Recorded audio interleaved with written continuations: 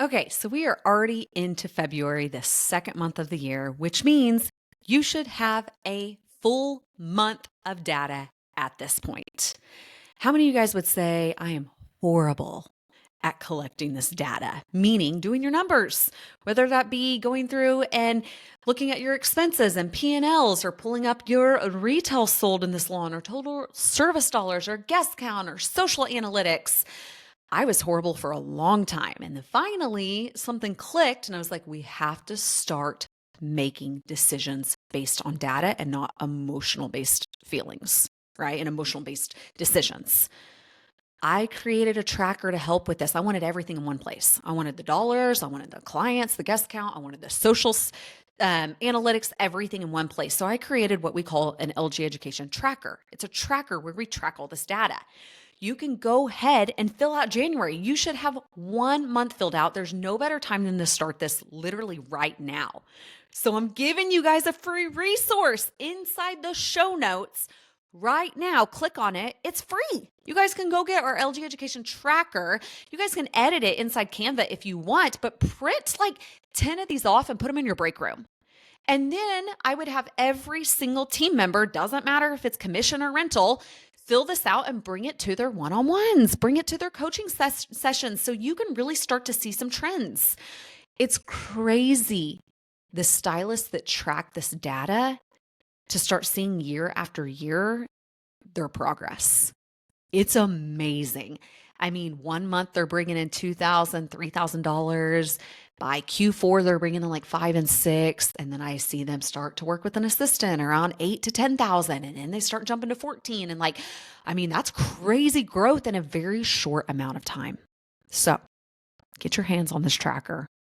Start filling it out. You're like, right now is the right time, because if you wait until June and July, you've got to work on this for hours to backtrack and to get all this data. So start right now and just time block and say, okay, the 5th of every month or the 1st or the 2nd, whatever you choose, put it on your calendar right now and just put fill in tracker or get data. And that way, you know, the service dollars, and not just the salons, but your own behind the chair. You should be doing it yourself. Don't require your people, your team, anyone in your company to do it if you're not willing to do it first.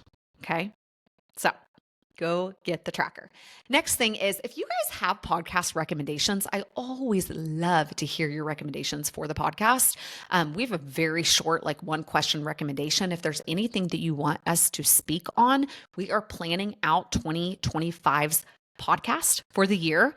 So please, there might be a topic that we haven't touched base on yet, or we need to go in and dive in deeper, or a podcast that you just loved and you're like, Lacey, this was so good. Will you talk more on this subject or this topic? Hell yeah, we will.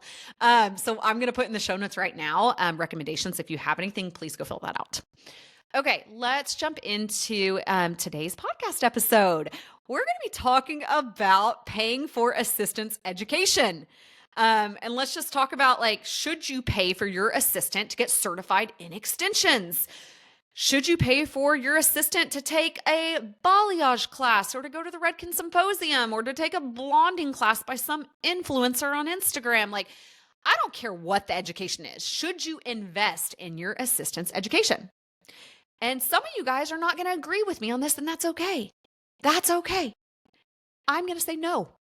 You should not pay for your assistant to go and get certified in extensions. That is a very high ticket certification. And it took you 10 years or 15 years or 20 before you ever got certified in extensions. Maybe. Some of you guys might have got certified right off the bat. But a lot of you guys I'm probably speaking to right now waited a long time in your career to financially invest that much money in a certification. Now we're talking about a couple $1,000s, right? Okay, let's talk about maybe $100 class. Sure, pay for your assistant to go. But do not be resentful and regret that decision when they leave your company. Okay?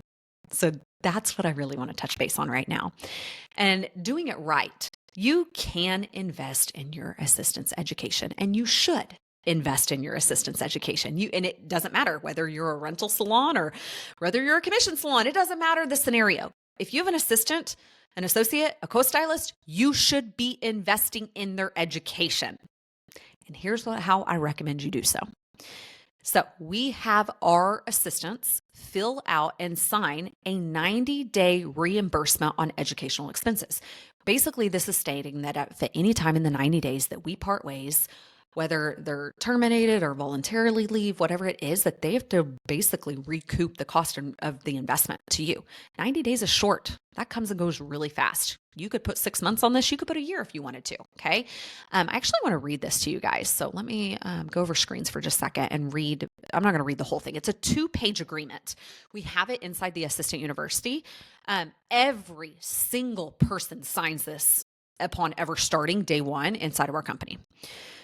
Okay, so it says, clause 5, employee agrees that if the employee leaves the employment of the company for any reason, whether by voluntary termination or dismissal, that employee shall reimburse the company for any funds advanced or expended by the company on behalf of employee for my educational expenses, for which said expenses has been incurred within 90 days of employee's last date of employment. Lacey Gibo, salon owner, signature, employee, signature. Okay. Every single person signs this. I think it is so important to make sure you have this in writing. Don't assume anything. Don't assume they're going to work out. It's the best employee ever. It's the best assistant ever. You better dot your I's, cross your T's, and plan for the what ifs. Okay. Now, I absolutely think that you should invest in your assistant, and you are. It's a paid internship. When they come on underneath you as a co-stylist, 95% of their learning is done when they're with you behind the chair. I don't recommend you coming in on your days off to teach them weekly or even bi-weekly. Don't recommend that. Not inside of our program. And a lot of people think that bringing on an assistant requires so much extra time. It does absolutely involve extra time on your part. It comes at a cost. You've got payroll now. You've got schedules. You've got managing and one-on-ones. And there's a lot of things to do. Yes, but it doesn't have to be weekly. I believe we are now in year 2025. You're going to burn your assistants out if you require them to come into Monday education every single Monday for 3 to 6 hours. It's too much. It's too much on you. You're going to hate your life after doing that for 6 months or 3 months. You're going to be like, this is too much. We need to cut back to weekly. Don't do it weekly. I've been there. I've done that. I don't recommend it. We believe in monthly education. Okay. And you can get so creative around this monthly education calendar. And you can go through, and this is education outside of when they're assisting you. Like I said, 95% of the assistants learning, and I use the word assistant and co-stylist interchangeably. Please adopt the verbiage that best suits your brand and what you want to say. You could say protege, you could say mentee, you can say associate, you can say assistant, you can say co-stylist. There's a lot of different verbiage. But when you're investing in them and they're with you every single day, so much of that, they're getting paid to learn when you're behind the chair. That is where all the light bulbs, ahas, hands-on, 95% of their paid internship and assistant program comes from when they're with you behind the chair. Okay. The other 5% is going to be them investing in their own education or your monthly educational classes. And I say get creative. They don't all have to be hands-on. I think you do a really good mixture of business building, social media, guest experience, and hands-on where they bring in models. And it doesn't just have to be you teaching these classes. What if you have other people inside your space that could come in and teach a class of something they specialize in? You've got Allie in your salon that is amazing at precision cutting, and she can teach how to do layers or a bob or a pixie cut or anything. And then you have Cindy over here who is a Vivid specialist. Have her teach a Vivid class. Or you're in a Sola suite and you know someone 3 doors down from you who is really good at, I don't know, men's cuts. I'm just throwing things out there. A service that you don't really do, or you do, but you don't do a ton of them. Have them come. You guys flip-flop. You go teach to them if they have an assistant or a team, and they come and teach to you, and you just trade out on services in an hour of your time.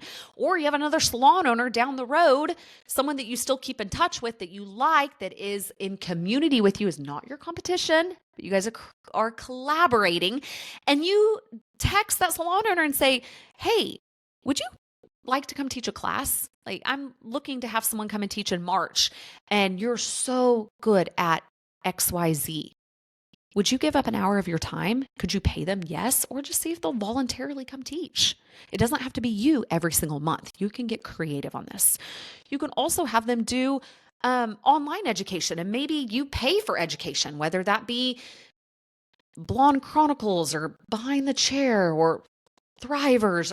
There's so much online education out there, and maybe that you have them 1 month consume this module and this module. All right. And you put deadlines on it. You can get creative with that education. So this is the education that I'm talking about, investing in your assistant and your co-stylist. There is outside education that maybe your assistant wants to go to this class, and maybe it's a $600 class. And you're thinking to yourself, they want to go to this, but I really don't have the money right now to pay for this. But I won't be a good owner if I don't send them. I think I should send them. But do I pay for it? Do I not? What do you do? I believe in teaching your assistants to invest in themselves, just like you do. You've invested in the assistant university. You've invested in class after class and certification, and maybe you're a serial signer-upper for anything that comes your way, and you invest, and that's how you've got to where you are today.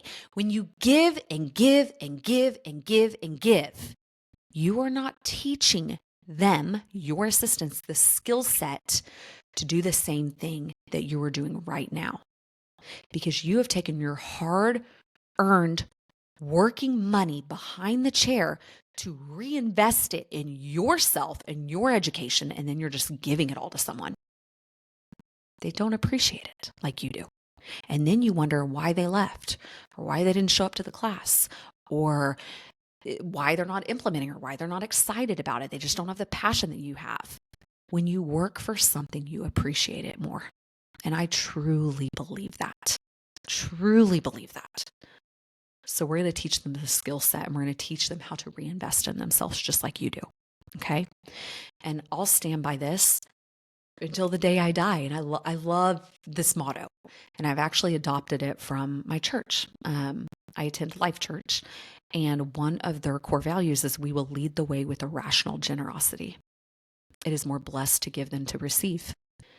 And there you can give and give and give. And I stand by this 100%, but in certain aspects, okay? You give and you love and you pour into them when they're with you every single day behind the chair. But that doesn't mean that you're going to go and drop $2,000 and you now go negative and you're in the hole and you're not profitable that month because you sent your assistant to an $2,000 extension certification, and then 9 months later they quit, and then you regret that. Because I see it. How many of you guys would say, oh, she's speaking to me right now, I've done this? I bet every single one of you guys that have had assistants long enough have done that. I know I have. We did it for 7 years. We paid for flights and hotels and Vegas symposium tickets, and oh my gosh, so many things that we should have never done looking back. They didn't have skin in the game. It was never appreciated. It was never felt. We gave away a cruise. I could go on and on about the things that we gave away. And yes, I will say it was great. And, I'm glad I did it, but I would not do it again. I look back now and I made a lot of mistakes. And that's why I'm making this podcast episode, is to make sure you guys don't make the same mistakes that I made. Do not pay $5,000 for your associate to go get extension certified. I think you will highly regret that. Could you do a loan? So I'm going to give you guys an idea right now. If you're like, Lacey, I really want to, and you're just like killing me right now, because I might be going against what you want to do. I have, I'll say, forfeited the money up front and paid $1,700 for one of my educators' extension certification. And she paid me back in small increments. I think she Venmo'd me or Cash Apped me $80 a week or biweekly until it was paid off. At the end of the time, I regretted doing that because I saw her struggle. And I saw her make investments back to me when she didn't have the money. It just was not a good fit at the time. And I think it was jumping in too soon into something she really, really wanted to do. And it was great. Glad she did it, all the things, but I saw her struggle in that time. And I was like, oh, I think we did this too prematurely. I think we jumped in too fast. And I don't want to see someone struggle like that. I don't want to see them struggle to put gas in their car or food on their table or just scraping by to make ends meet. I don't want that for my team. And looking back now, I probably wouldn't do that again. But if you're thinking like, oh, instead of just putting the money up front and saying, go, and like, I'm going to pay for it, huge investment. If you really want to do it, could you do some sort of loan? And they sign a contract. I typed up a legitimate, I'll say contract, I think probably with a little help from, well, we didn't have Chat GPT at the time. So I don't know. I don't know where I got it, but typed up a contract and had them sign that basically that's like, hey, I'm going to be forefronting this money, $1,700, you will pay it back and it'll be biweekly and it'll be in this increment and all the things that like, I've got a signature on it. If any time they part ways, am I going to come after them after $1,700? Probably. That's a lot of money. Or just let it go, So anyways, I just want to say that is an option. Here's another option for you guys. What if all of the retail sales, so let's say any retail sell, a portion of that, let's say 10% of what you would give back in a retail commission that would go on their paychecks, which is small amounts at a time. I mean, unless they're just a retail killing machine, it might be like $30 or $60 or $14. What if you start putting that in a bank, like an education fund for that artist, for your entire team? You pull 10% of the retail sales, biweekly, monthly, put it in a savings account and have them cash that out when they want. And they have let's say they have $1,000 in the bank. You're holding on to it. It's in your bank, your savings account. But when they reach a certain milestone, okay, when you reach $500, when you reach $1,000, pull it out. And now they have a big chunk of cash to put down on that extension certification. You're basically helping them save money. And I love this idea. I love this more than anything because they're working for it. It's their retail commission. But instead of just seeing it on their paycheck, little tiny bits at a time, put it in a savings account, okay? Now, what are the terms if they leave? You might be wondering, do they get the money? Do they not? Yes, I would absolutely put that on their last paycheck or write them a check because that is their earned money. That's their earned commission. Whether they choose to use it when they leave the company or if they leave the company or to choose it on education. And I would highly encourage that. But if they choose to leave, it's still their money. You still pay it out to them, okay? So I just want to cover that and make that really clear. It's like you don't hold on to it's their earned income. And I do believe in paying out on a retail. I absolutely do. On any retail sales, they should have some sort of incentive. Straight across the board inside Salon Lace, we do a 10%. And on our renters, it is given back in a retail rebate to where at the end of the month, if they sold $1,000 in Orbay in retail, anything, even tools and curling irons and hair brushes and all the things, $1,000 in retail sales, they would get $100 off their rental rate in their invoice at the end of the month. So that is how we work inside of Salon Lace. Any commission-based artist, it goes on their paycheck every 2 weeks.